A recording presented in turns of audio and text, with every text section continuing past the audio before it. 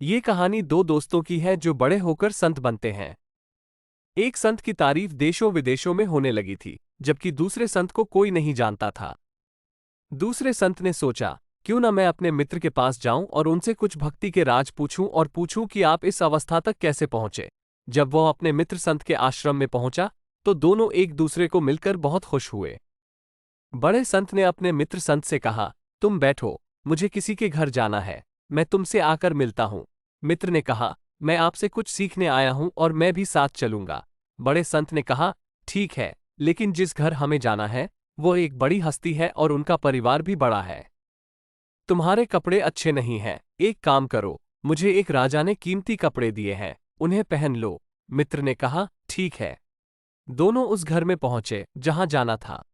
परिवार वाले दोनों संतों को देखकर बहुत खुश हुए और कहा, संत जी, हम आपको तो जानते हैं, लेकिन जो आपके साथ व्यक्ति है वो बहुत सुंदर लग रहा है। वो कौन है?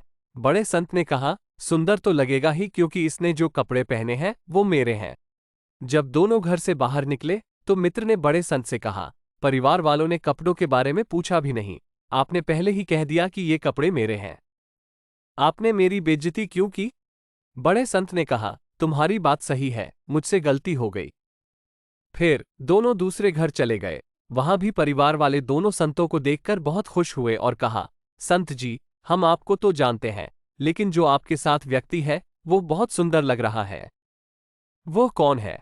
बड़े संत ने कहा, सुंदर तो लगेगा ही क्योंकि इसने जो कपड़े पहने हैं वो इसके अपने हैं। जब दोनों घर से बाहर निकले तो मित्र ने बड़े संत से कहा, परिवार वालों ने कपड़ों के बारे में पूछा भी नहीं, आपने पहले ही कह दिया कि ये कपड़े इसके अपने हैं।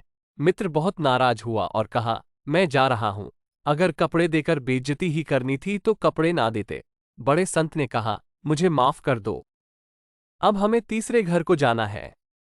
जब वह तीसरे घर पहुंचे, वहां भी परिवार वाले दोनों संतों को देखकर बहुत खुश हुए और कहा, संत जी, हम आपको तो जानते हैं, लेकिन जो आपके साथ व्यक्ति है वो बहुत सुंदर लग रहा है, जितनी तारीफ करो कम है।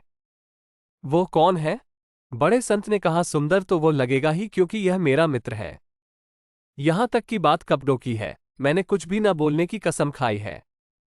जब वे दोनों घर से बाहर निकले तो मित्र ने कपड़े उतारकर बड़े संत को दे दिए और कहा, मैं आया था यहां आपको संत समझकर, मगर आप संत नहीं हो। संत तो मोह माया से बहुत ऊपर होते हैं, उनकी सुरति हमेशा परमात्मा में ही विलीन रहती है। तुम एक साधारण इंसान हो, इंसान जिंदगी में कभी न कभी तो सुना ही देता है जो उसने दूसरों को दिया। एक परमात्मा ही ऐसा है जो सब कुछ देकर कभी नहीं कहेगा मैंने तुम्हें दिया, कभी नहीं कहेगा। अगर आप नास्तिक भी हो जाओ तब भी भगवान कभी नहीं कहेगा कि मैंने तुम्हें धन दिया, संतान दी, शरीर दिया, खाने को रोटी दी, कभी नहीं कहेगा।